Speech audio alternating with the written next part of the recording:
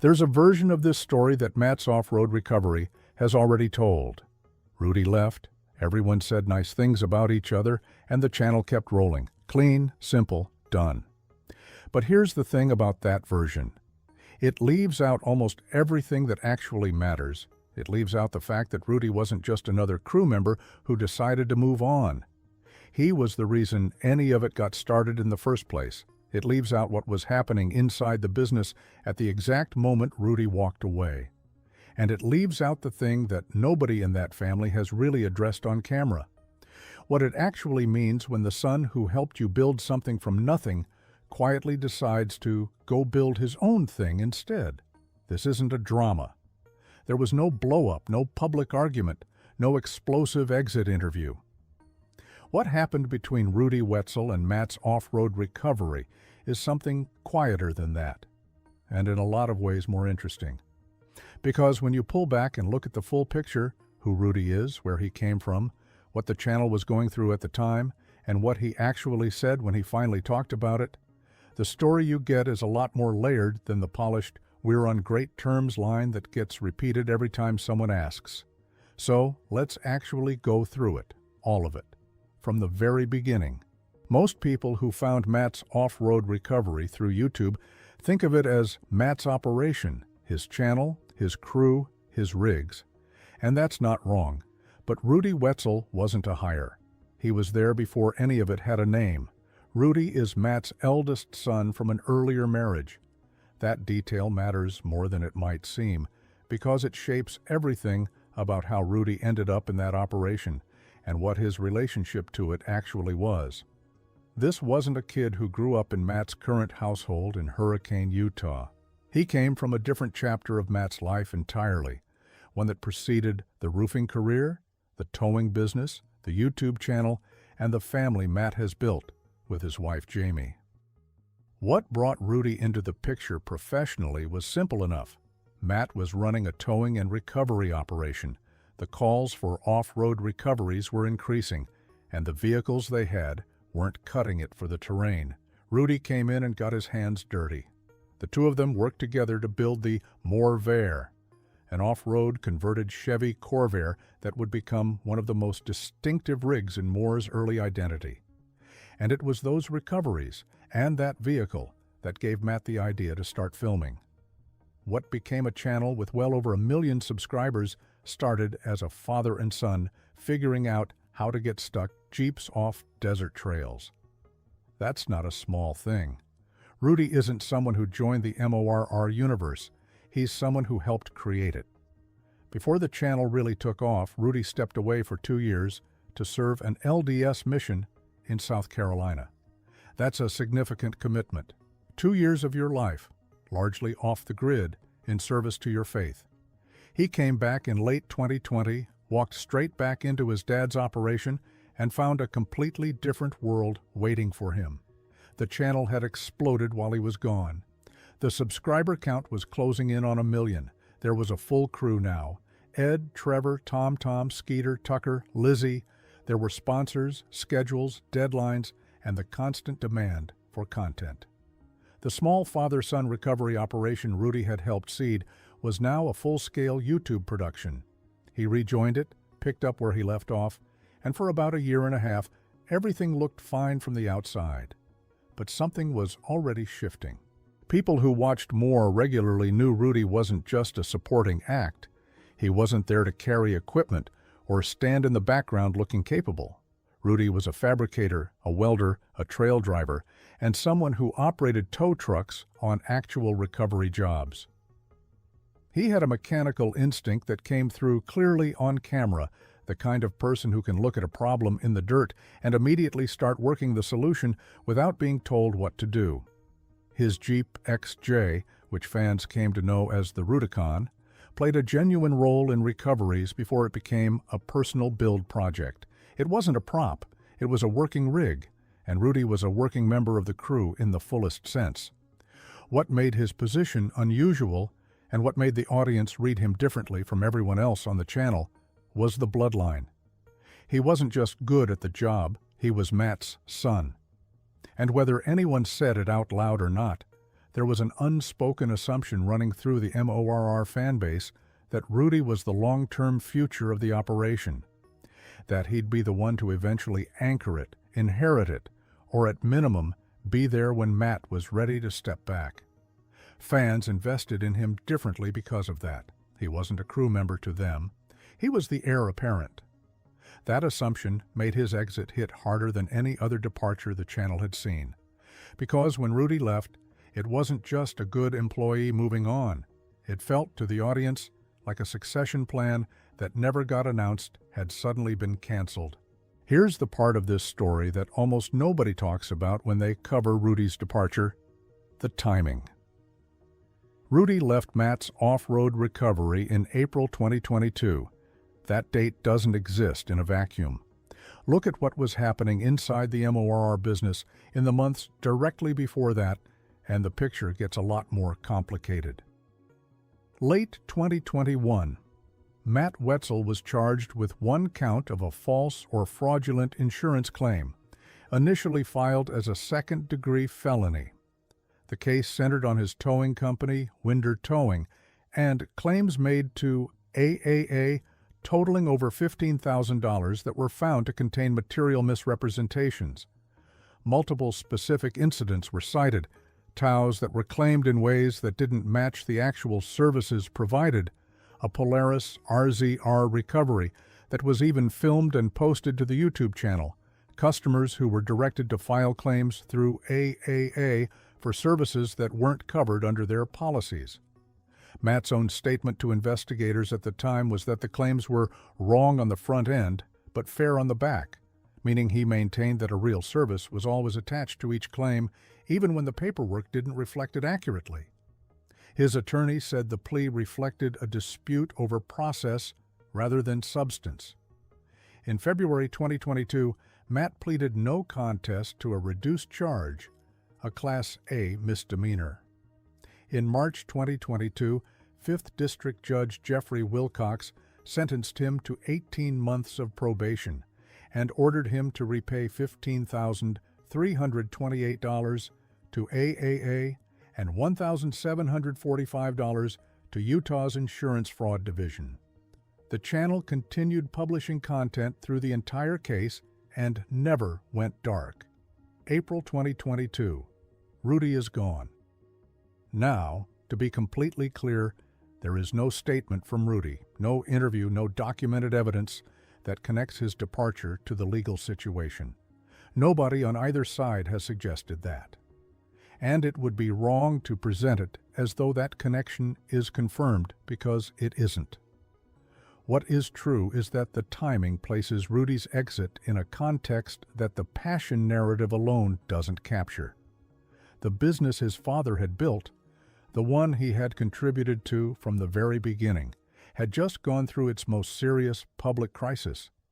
The case had been resolved, but the scrutiny wasn't gone. The channel was under a different kind of pressure than it had ever been. Rudy made his decision in that environment.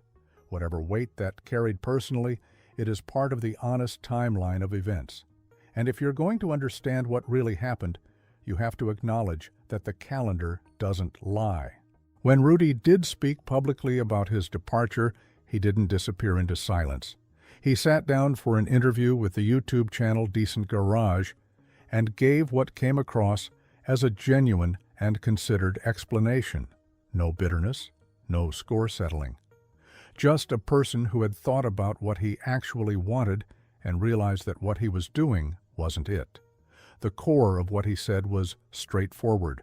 Recovering stuck vehicles was never truly his passion. He was good at it. He did it well. But it wasn't the thing that got him out of bed excited. The tight filming schedule of more, the constant demand for content, the deadlines, the need to keep pace with a channel operating at that scale didn't leave him any room to tell his own story. He wanted to build things, fabricate, design, create at his own pace, on his own terms, without his dad's production clock dictating what got done and when.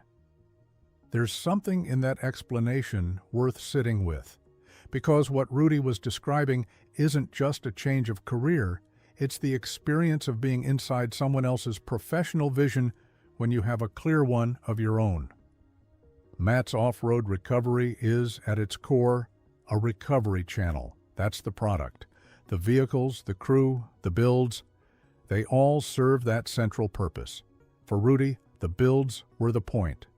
The fabrication was the passion, and no matter how much space the channel gave him, it was never going to be structured around what he cared about most. The operation was always going to belong to the recovery side of things. That's not a complaint.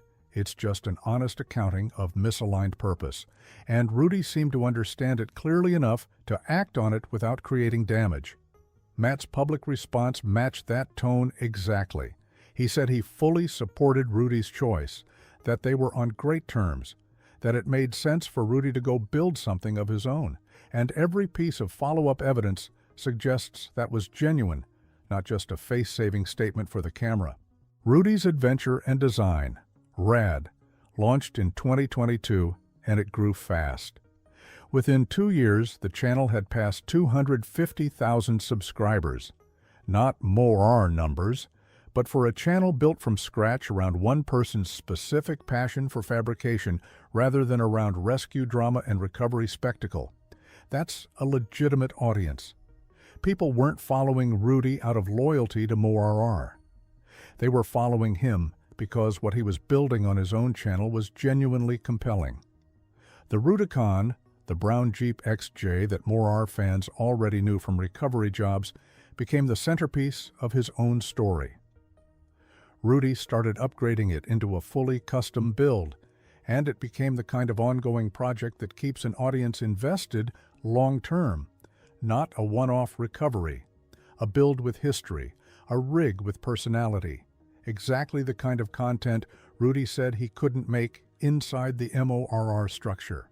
Beyond the YouTube channel, Rudy was also working for Underground Storage Solutions, a company run by a longtime friend, welding underground safes, and using the shop space and tools available to him there to pursue fabrication on the side. It was a practical arrangement that gave him creative freedom without putting all the financial pressure on the YouTube channel alone. His girlfriend Janelle became a presence in the content. The business grew. Sponsorships came.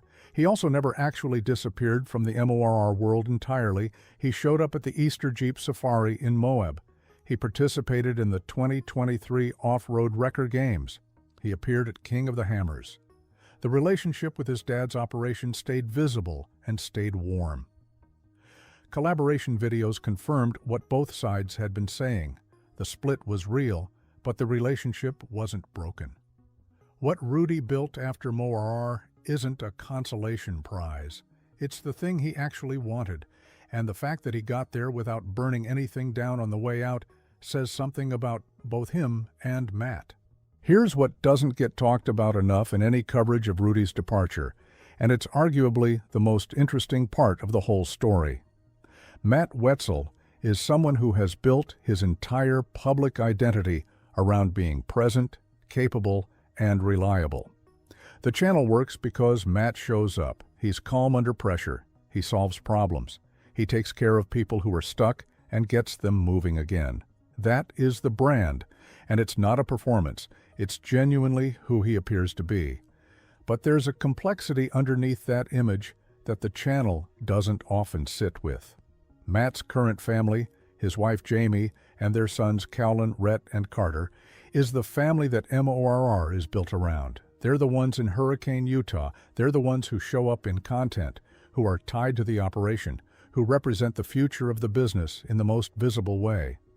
Rudy came from a different marriage, a different chapter, and however good the relationship between father and son genuinely is, that dynamic has a layer to it that nobody has unpacked on camera.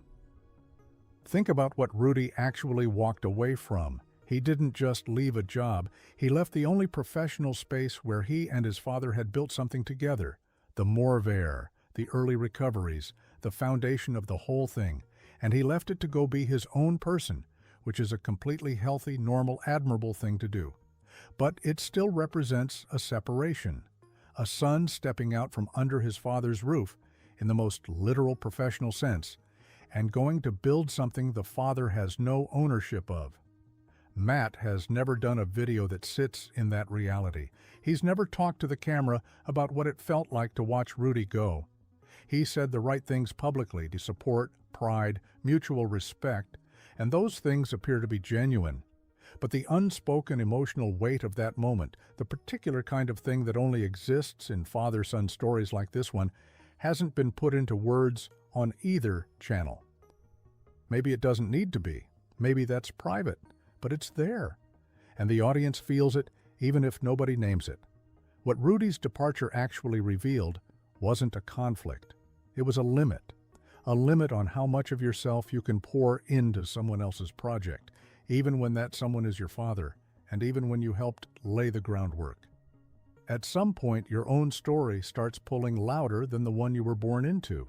Rudy's exit also needs to be understood in a wider context because he wasn't the only one who left. Trevor, the beloved cameraman known for running alongside recovery vehicles and taking spectacular falls in the process, was gone by late 2022. He moved on to a job climbing communications towers closer to home. Skeeter, Wes, who had been one of Matt's good friends and a visible part of the crew, faded out around the same time. Tucker, the channel's editor, also departed. Matt addressed their exits in an October 2022 video, making clear that both Trevor and Skeeter had moved on voluntarily and that he was on good terms with both of them. In 2023, Trevor and Tucker joined a new YouTube venture called Misadventure Lab. Lizzie, who had become arguably the most beloved non-Matt presence on the channel, left in July 2023 after getting married and moving toward ranching life with her husband. In the span of roughly 18 months, the core cast that most people associated with MoRR's peak period was almost entirely gone. Rudy was the first domino. His departure in April 2022 kicked off what would become a significant reshaping of the channel's identity. Whether that was a coincidence of timing, multiple people making personal decisions independently, or whether there was something about the channel's environment at that point that made it harder to stay, nobody has said directly. What we know is that MoRR survived it. The channel kept growing. Matt is still out there pulling Jeeps out of sand. But the version of the channel that most people fell in love with doesn't exist anymore.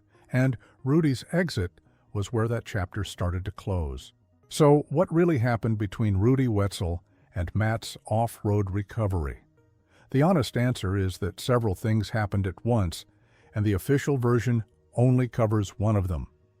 There was a genuine passion mismatch, a talented fabricator who had outgrown a role defined by recovery operations, who needed to build something on his own terms. That's real, and it's documented.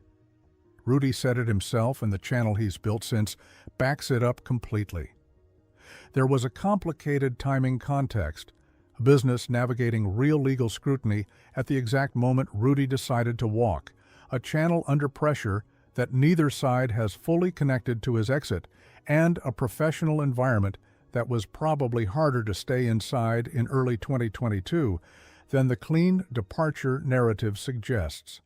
And there was a father-son dynamic that runs deeper than anything either of them has addressed publicly. The specific weight of leaving the thing you helped build, stepping out from your father's professional world and going to prove something entirely on your own. None of those threads point to a falling out. None of them suggest bitterness or a relationship in trouble. What they point to is something more human than drama. A son who came of age inside his father's operation, figured out he needed something different, and had the clarity and the courage to go get it. Rudy Wetzel didn't drift away from Matt's off-road recovery because things went wrong. He drifted away because things were going right enough that he could afford to leave and build something that actually belonged to him. And maybe that's the part that Matt has never really needed to explain, because some things between fathers and sons don't need a camera on them to make sense.